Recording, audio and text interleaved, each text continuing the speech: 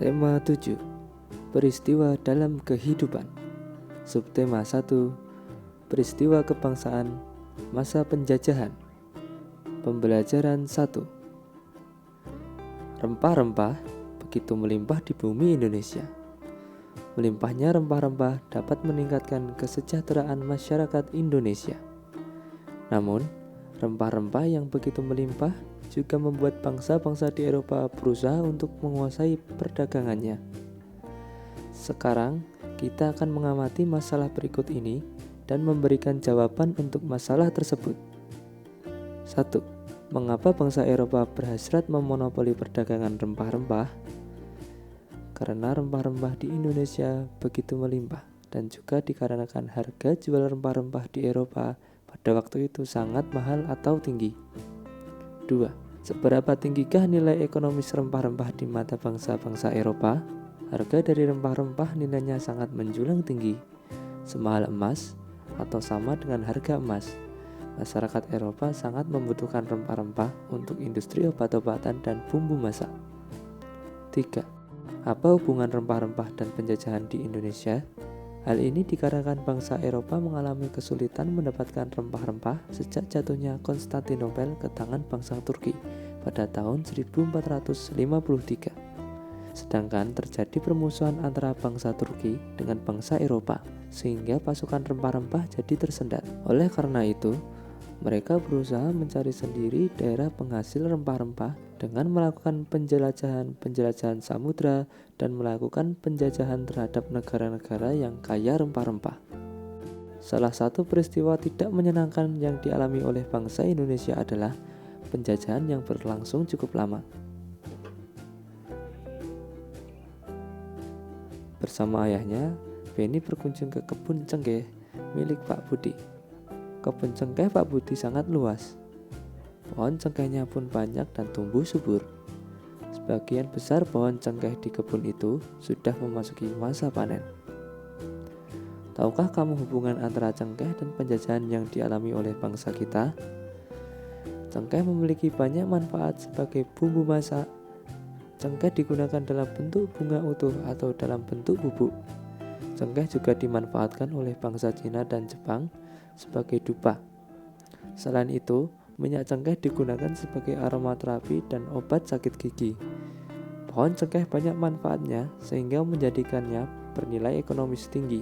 Oleh karena itulah, cengkeh merupakan salah satu bahan rempah-rempah yang menjadi buruan bangsa-bangsa Eropa.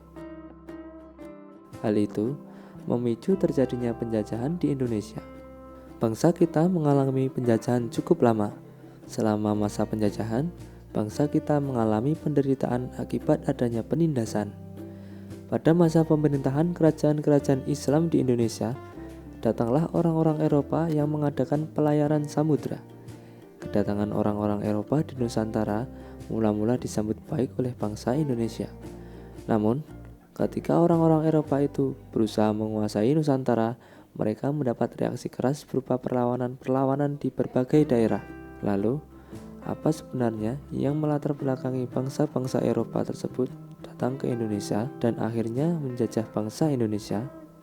Yuk baca teks peristiwa yang berjudul Peristiwa Kedatangan Bangsa Barat berikut.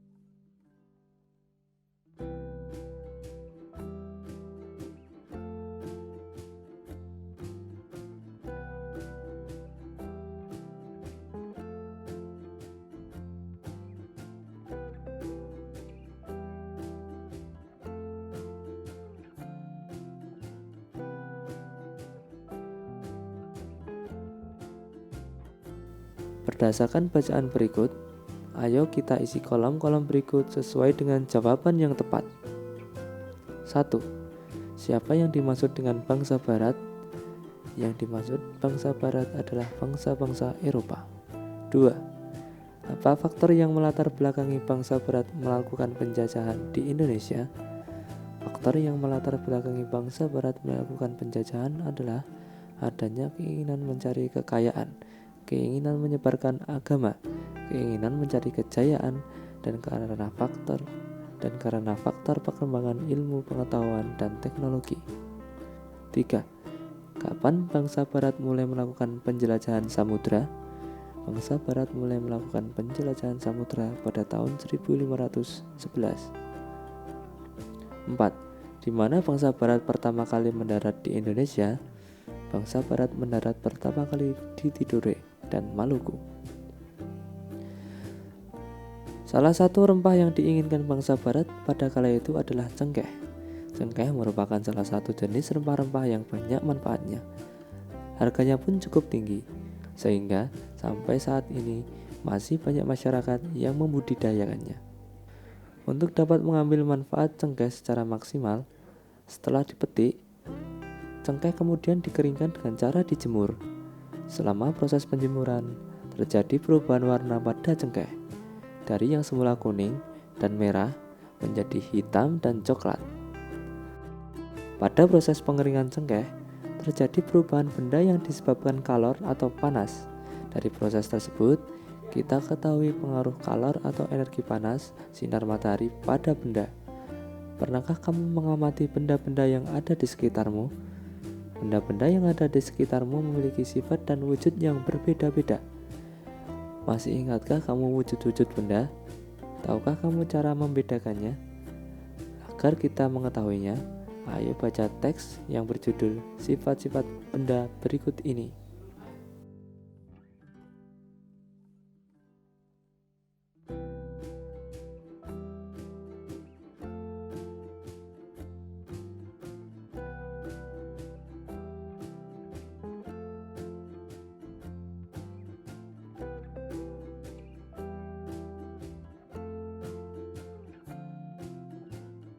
Agar kita mengetahui apakah sifat benda tersebut bisa dirubah atau tidak, maka kita akan melakukan sebuah percobaan. Lakukanlah percobaan-percobaan berikut bersama dengan teman sekelompokmu yang terdiri atas 3-4 orang. Nah, langsung saja kita mulai percobaan pertama. Ada beberapa alat dan bahan yang diperlukan, yaitu 2 buah pensil,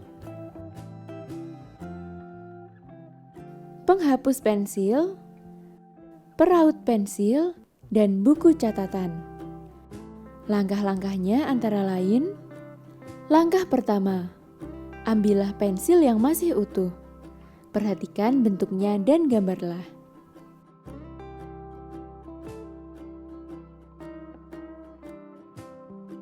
Langkah kedua, dengan menggunakan penyerut pensil, rautlah bagian ujung pensil hingga dapat digunakan untuk menulis.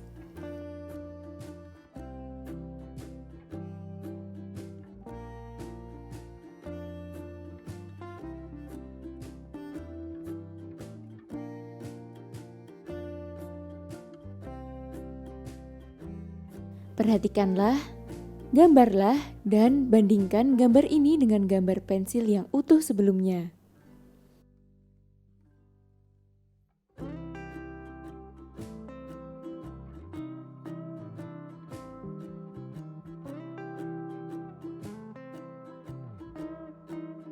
Langkah ketiga, ambil penghapus pensil, amati bentuknya dan gambarlah.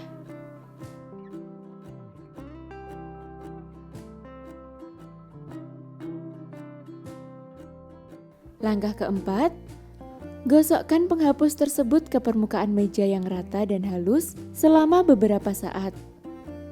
Amati bentuknya, terutama pada bagian yang digosokkan.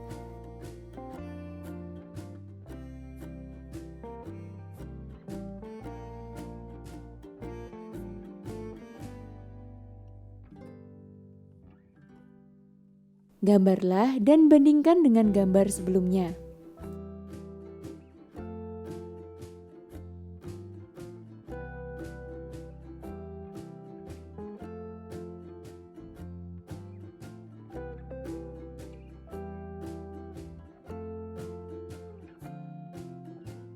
Ujung pensil berubah karena adanya gesekan antara pensil dengan mata pisau rautan.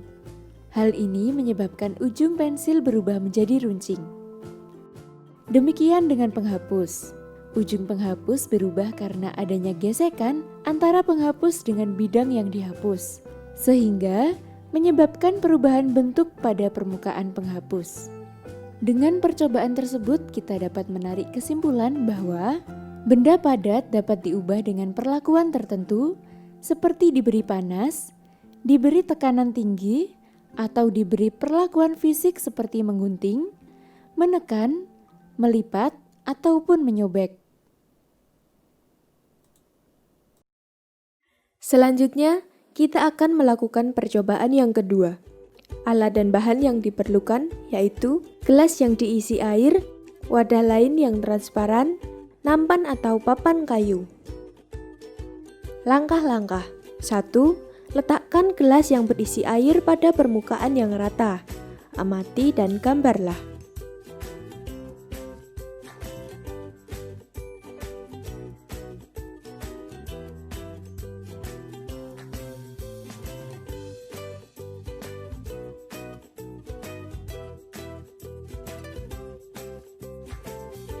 2. Letakkan gelas tersebut di atas nampan atau papan kayu. Perlahan, miringkan nampan atau papan kayu tersebut dan jagalah jangan sampai isi gelas tumpah. Perhatikan dengan saksama, lalu gambarlah.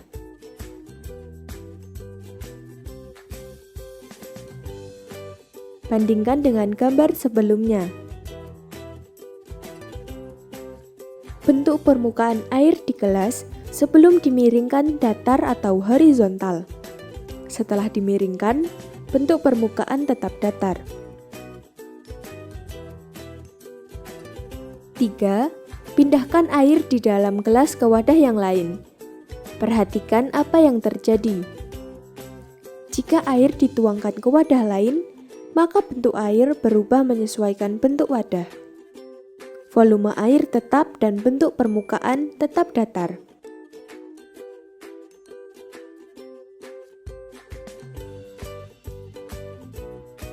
4. Tuangkan air tersebut ke atas tanah. Perhatikan apa yang terjadi. Air dapat mengalir dari tempat yang lebih tinggi ke tempat yang lebih rendah mengikuti arah gravitasi bumi. Jika air dituangkan ke atas tanah, maka air akan meresap ke dalam tanah dan mengalir melalui pori tanah menuju tempat perairan yang lebih besar, misalnya kolam, danau, sungai, yang akhirnya dapat sampai ke laut.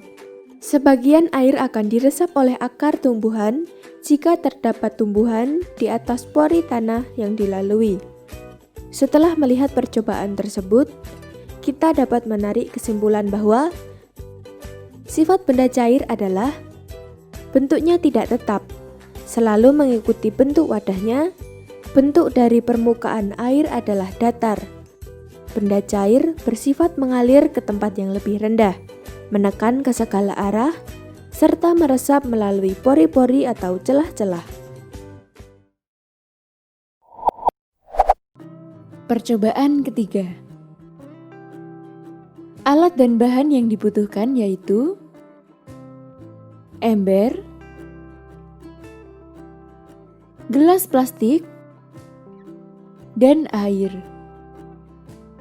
Langkah-langkah untuk percobaan ketiga adalah: langkah pertama, isilah ember air sampai 3/4-nya. Langkah kedua, masukkan gelas ke dalam ember dengan posisi menelungkup. Perhatikan apa yang terjadi. Langkah ketiga, miringkanlah gelas perlahan-lahan di dalam ember. Amati apa yang keluar dari gelas tersebut. Hal yang terjadi ketika gelas dibenamkan adalah gelas plastik tersebut akan tetap mengapung. Hal ini dikarenakan gelas yang dimasukkan ke ember dalam posisi menelungkup akan menjadikan udara terjebak di dalam gelas. Sehingga, walaupun gelas dibenamkan, gelas tersebut tetap akan mengapung. Hal yang terjadi pada saat gelas dimiringkan adalah gelas akan tenggelam di dalam ember. Hal ini dikarenakan udara yang terjebak di dalam gelas telah keluar. Dengan percobaan tersebut, kita dapat menarik kesimpulan bahwa sifat benda gas adalah mengisi seluruh ruangan yang ditempatinya. Benda gas menekan ke segala arah. Nah, dari pembelajaran ini, apakah anak-anak sudah paham dengan materi yang disampaikan? Jika mengalami kesulitan, kamu dapat menanyakan kepada orang tuamu. Tetap semangat dan terus belajar ya.